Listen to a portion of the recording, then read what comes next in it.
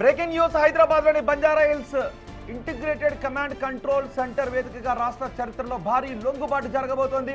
సుమారు 124 మంది మావోయిస్టులు ముఖ్యమంత్రి రేవంత్ రెడ్డి సమక్షంలో ఆయుధాలతో లొంగిపోవడానికి సిద్ధమయ్యారు. దశాబ్దాలుగా అజ్ఞాతంలో ఉన్న కీలక నేతలతో పాటు భారీగా క్యాడర్ జనజీవన స్రవంతిలోకి వస్తూ ఉండటంతో పోలీసులు కట్టుదిట్టమైన ఏర్పాట్లు చేశారు.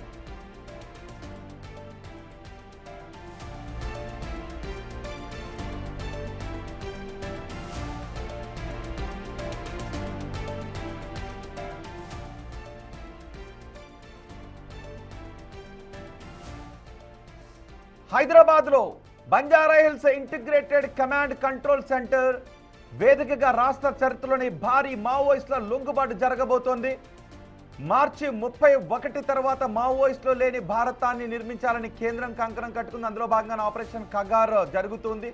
ఇప్పుడు మావోయిస్టుల లొంగుబాటు పెద్ద సంఖ్యలో జరుగుతుంది. ఇప్పుడు 124 మంది మావోయిస్టులు ముఖ్యమంత్రి రేవంత్ రెడ్డి సమక్షంలో ఆయుధాలతో సహా లొంగిపోవడానికి సిద్ధమయ్యారు.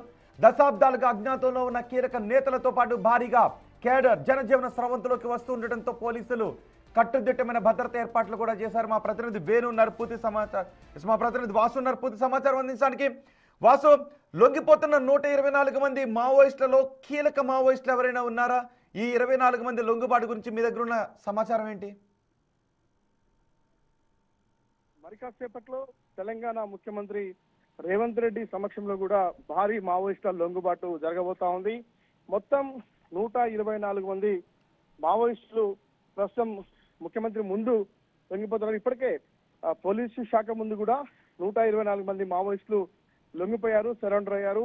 124 మంది ఆయుధాలు కూడా ఇప్పటికే హ్యాండ్ ఓవర్ చేయడం జరిగింది. మనం చూస్తా ఉన్నాం బిగ్ టీవీ స్క్రీన్ పై ఆయుధాలకు సంబంధించి ఎస్ఎల్ఆర్లతో పాటు ఏకే పాఠశాలతో పాటు పూర్తిగా కూడా ఆయుధాలు కనిపిస్తా ఉన్నాయి. అయితే ప్రధానంగా ఈ యొక్క 124 మందికి సంబంధించి కూడా పిఎల్జిఏ పీపుల్స్ లిబరేషన్ గెరిల్లా ఆర్మీకి సంబంధించినటువంటి సభ్యులుగా తెలుస్తా ఉంది. ఎందుకంటే వీళ్ళు గత కొంతకాలంగా కూడా హిడ్మా దీనికి ఇప్పటిదాకా కూడా గతంలో ఇటీవల కాలంలో కూడా ఛత్తీస్గఢ్ ఎన్కౌంటర్ లో చనిపోయినటువంటి హిడ్మా వహించారు. దేవ్జీ కూడా ఈ యొక్క మొత్తం 124 మంది ఉన్నటువంటి పిఎల్జిఏ గ్రూప్ కు సంబంధించి కూడా చాలా పెద్ద ఎత్తున కేంద్ర కమిటీ సభ్యులు నాయకత్వం వేస్తున్నటువంటి పిఎల్జీ అనేది చాలా కీలకం.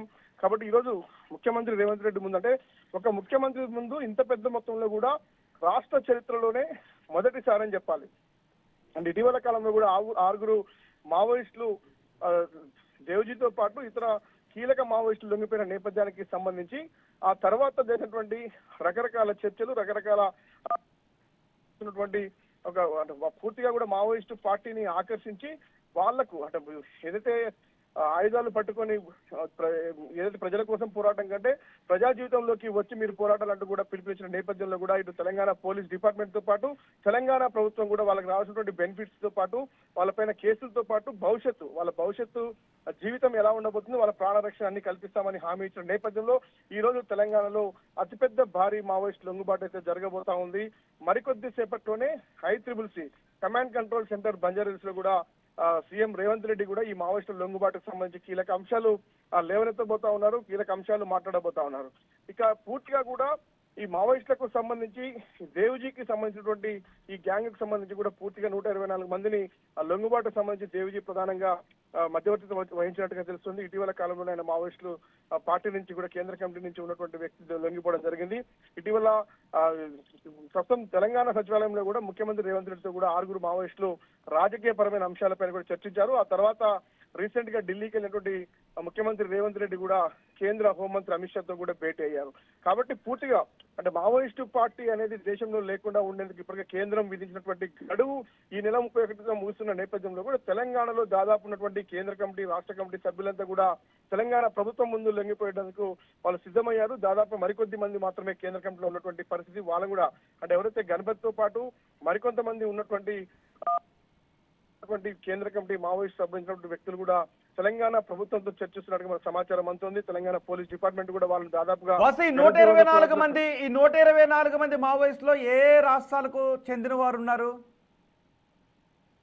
ఖచ్చితంగా కూడా దీంట్లో ఛత్తీస్గఢ్ తో పాటు ఇతర రాష్ట్రాలు తెలంగాణ, ఏపీతో పాటు మరికొన్ని ఉన్నట్టు తెలుస్తుంది. ఎందుకంటే దీంట్లో ప్రధానంగా బెటాలియన్ కంపెనీ కమాండర్లు డివిజన్ కమిటీ సభ్యులతో పాటు కేంద్ర కమిటీలో కూడా కీలకంగా పనిచేసినటువంటి కొంతమంది వ్యక్తులు ఉన్నట్టుగా తెలుస్తుంది. కానీ కీలక మావోయిస్టు నేతలు ఎవరున్నారనేది మాత్రం ఇంకా తెలియలేదు. బెటాలియన్ సంబంధించినటువంటి కంపెనీ కమాండర్లు కూడా ఇందులో ఉన్నట్టుగా తెలుస్తుంది. డివిజన్ కమిటీ సంబంధించినటువంటి సభ్యులు కూడా ఉన్నట్టుగా తెలుస్తుంది. ఎందుకంటే AK-47 చాలా పెద్ద ఎత్తున కూడా మనకు కనిపిస్తున్న నేపథ్యం కనిపిస్తా ఉంది. కాబట్టి దీంట్లో ఖచ్చితంగా బెటాలియన్ సంబంధించినటువంటి కమాండర్లు, డివిజన్ కమాండర్లకు సంబంధించినటువంటి సభ్యులు పెద్ద ఎత్తున కూడా ఉన్నారని తెలుస్తుంది. వీళ్ళంతా కూడా మావోయిస్టు పార్టీకి ఒక ఆయుపట్టుగా ఉండి ఇంతకాలం మావోయిస్టు పార్టీకి దశాబ్దాల కాలంగా పనిచేస్తున్నటువంటి వ్యక్తులే ఎక్కువగా ఉన్నట్టుగా తెలుస్తా ఉంది. కాబట్టి వీళ్ళ లొంగుబాటు అనేది మావోయిస్టు పార్టీకి పెద్ద దెబ్బతో పాటు పూర్తిగా మావోయిస్టు పార్టీ అనేది ఇకపై అంటే ఈ మంత్ ఎండింగ్ లోపు కేంద్రం విధించిన గడువు ముగుస్తున్న నేపథ్యంలో దాదాపు మావోయిస్టు పార్టీ సభ్యులంతా కూడా పార్టీని వీడేందుకు సిద్ధమవుతున్న నేపథ్యం కనిపిస్తా ఉంది. ఎందుకంటే కేంద్ర కమిటీ సభ్యులే చాలా పెద్ద ఎత్తున కూడా లొంగిపోతున్న నేపథ్యంలో కేవలం గణపతి లొంగుబాటుతో కూడా పూర్తిగా మావోయిస్టు పార్టీ దేశంలో లేకుండా పోతుందనేది ఒక కేంద్ర ప్రభుత్వం ఒక అజెండా. కానీ చూడాలి మరి ఈ లొంగుబాటుతో ముఖ్యమంత్రి చేయబోయే ప్రకటన చాలా కీలకంగా కాబోతుంది.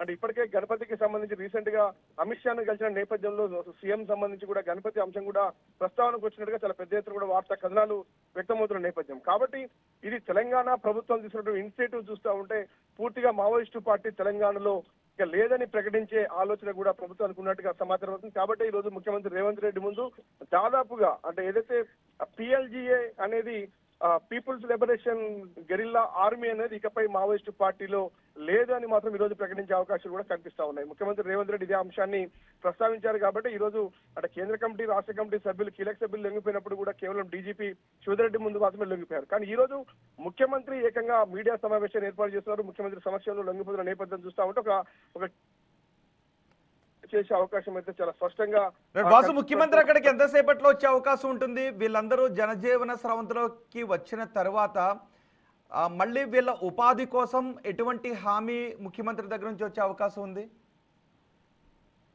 ఖచ్చితంగా కూడా వీళ్ళ లొంగుబాటు, పునరావాసం, భద్రత, జీవనోపాధి ఈ మూడు అంశాలు ఖచ్చితంగా కూడా మావోయిస్టు పార్టీ లొంగిపోతున్న నేపథ్యంలో కూడా ఇవి చాలా కీలకం కాబోతున్నాయి. కాబట్టి ఈ ఎవరైతే సరెండర్ అవుతున్నటువంటి మావోయిస్టులకు సంబంధించి ఈ భద్రత అంశాలతో పాటు వాళ్ళకి సంబంధించినటువంటి పునరావాసం అంటే వీళ్ళు భవిష్యత్తు ఇప్పటిదాకా కూడా మావోయిస్టు పార్టీలో కొనసాగిన నేపథ్యంలో తదుపరి వాళ్ళ భవిష్యత్తు ఎలా ఉండాలి, ఏ విధంగా ముందుకు వెళ్ళాలి, వాళ్ళపైన ఉన్నటువంటి కేసులు ఏంటి, వాళ్ళపైన ఉన్నటువంటి నగదుకు సంబంధించిన విషయంతో పాటు రిహాబిటేషన్ తో పాటు పూర్తిగా కూడా ఈ సరెండర్ పాలసీలు ప్రతి రాష్ట్రానికి ఒక సరెండర్ పాలసీ ఉంటుంది.